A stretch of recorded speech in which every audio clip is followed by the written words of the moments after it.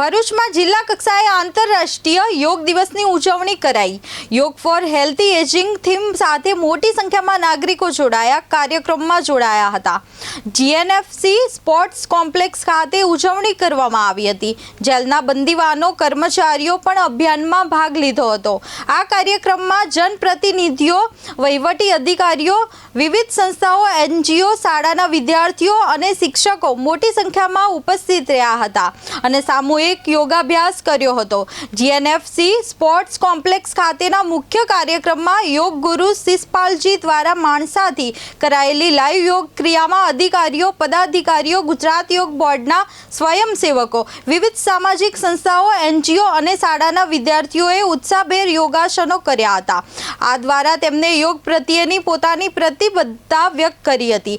આ પ્રસંગે ભરૂચના ધારાસભ્ય રમેશ મિસ્ત્રીએ જણાવ્યું હતું કે યોગ ભારતની પ્રાચીન સંસ્કૃતિની અમૂલ્ય ધરોહર છે। તેમણે ભારપૂર્વક જણાવ્યું કે યોગ માત્ર કસરત નથી, પરંતુ તે સ્વસ્થ શરીર, શાંત મન અને સંતુલિત જીવન તરફ દોરી જતી એક જીવનશૈલી છે।